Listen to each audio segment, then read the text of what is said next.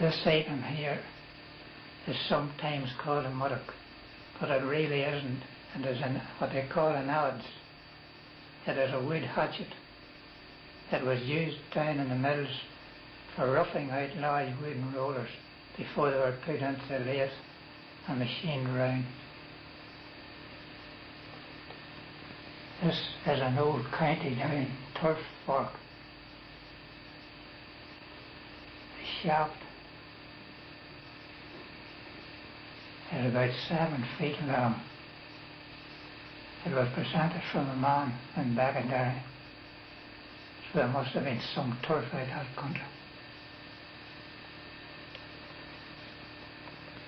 Here we have a great collection of items. 2-pound jam jar, all the old-fashioned bottle stoppers, carbide bicycle lamp, one of the first ever torches made by Eveready, a very old camera, and this little item here was used by an inspector for testing milk. He went around the country to each farmhouse, took a little sample of milk with this ladle, took it away and tested it. Behind you can see a little churn. This was used to make goat's milk into butter. Old-time spyglasses, an old oil can. And here we have 2 lovely little paraffin oil cycle lamps. I myself never had seen one of those in my life until they were brought in here about 2 years ago.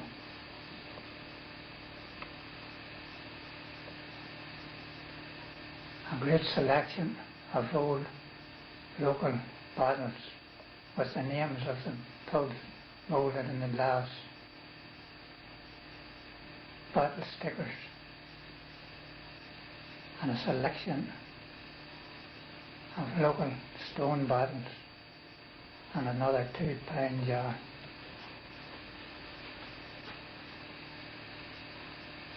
This old jug is about 150 years old. It was used in a little local pub. It helped to fill bottles with beer. The siphon, an old glow lamp, a large jam jar,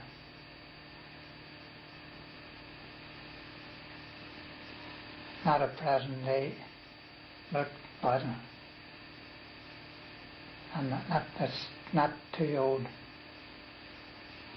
but it's not just modern either. Here we have a great selection of wooden planes. These were given in about a year ago by a man who had just retired.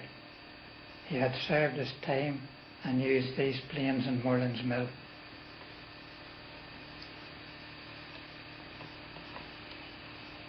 Another collection of various hatchets, hooks, etc. This is a spoke shave, and it is what it is called, a tool for shaping spokes for cart wheels. It is held in both hands, and the spokes are carved by drawing the plane next to you.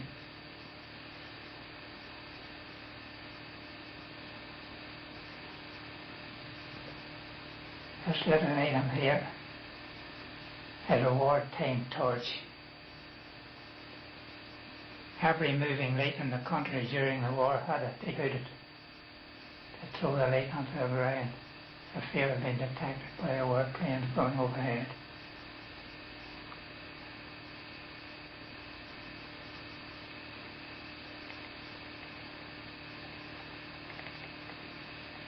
This ladle here was found in a potato field at the edge of the town.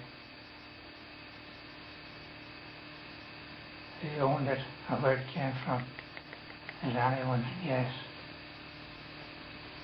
And this is an old-fashioned saw set.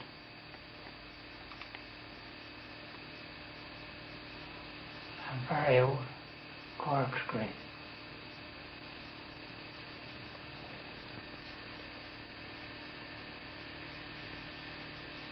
This is a school slate dated 1900. It was used in Glenfarchan School at that time.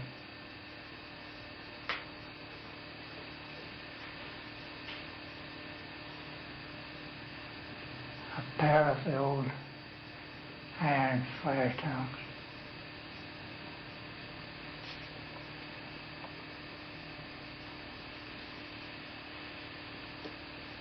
These are a pair of sheep shears. They've been in use for 100 years and are still being used. They're also useful for trimming off thatch. We have a set of the old-time hand bells for blowing up the fire. We have an old iron kettle, 2 iron pans. There's a little story attached to these 3 items. When I was retiring, 2 schoolmasters from across the road came to the door as vouchers for £10 each. I took them out of courtesy and decided I'd put them aside till I could make good use of them. Last year, an old woman died. She was 107 years of age. Her name was Mary Kearney, and she came from Cabarrus, about 7 miles up Dublin Road from Castlewellan. She was a great old lady and was invited each year to open the Bowley Fair in Hilltown. I got the opportunity of buying these 3 items, the only items I had to buy in the whole museum. So I put the money into these and put labels on them as presented by these 2 school teachers.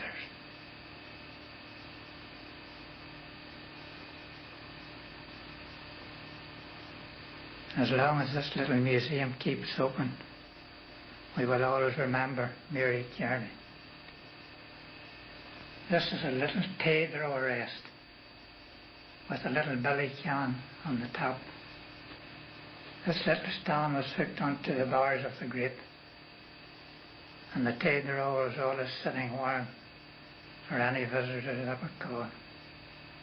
The little billy can was carried by all outdoor workers.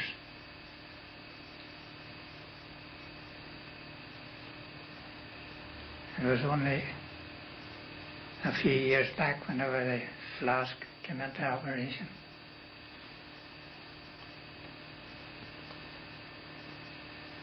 This is a pot used for making jam.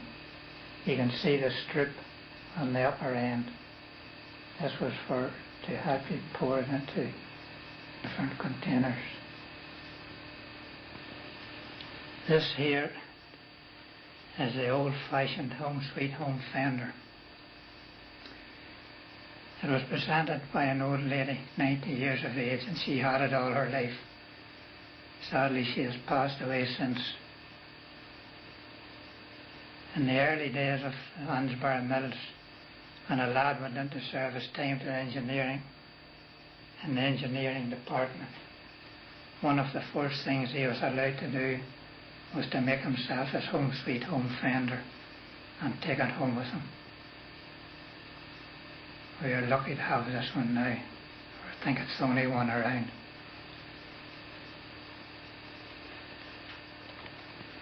This here is a machine that followed the old hand bellows for blowing up the fire. It is called a fan bellows, and almost every house in the country eventually owned one.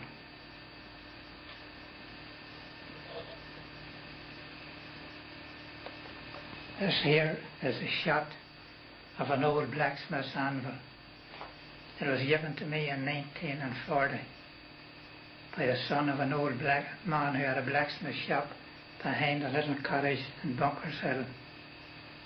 It was reckoned to be about 150 years old. An old Rory Carabai lamp. And in the kettle down below we can see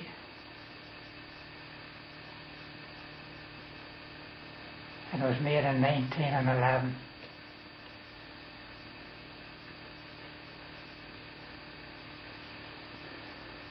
And after it was served its useful purpose in the lorry, it was used for poaching salmon.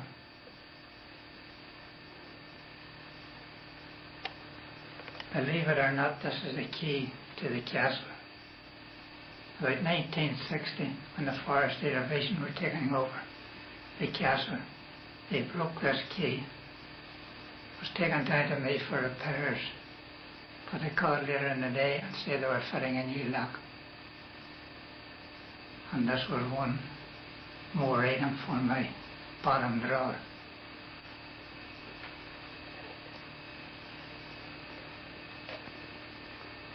I have here the old hanging kitchen lamp. It burned paraffin oil. A lot of them were fitted with a pulley and cord, and you could pull it right down to service it and light it, and just push it right up again.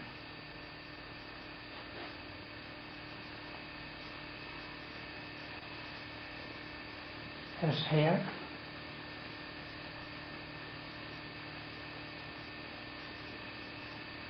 is a tail light from a Model T Ford.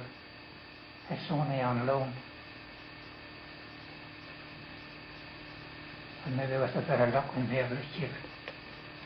And this here is a station master's lamp. The inside turns around to show red or green. This one is on loan too. And with a bit of luck we may be allowed to keep these two lamps. This here is a large Jacob's biscuits picture. It also came from Minnie's Brothers, and it is dated 1900.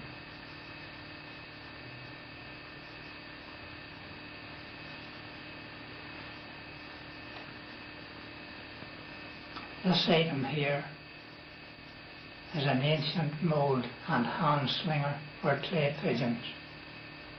The modern one is a very highly sprung effort.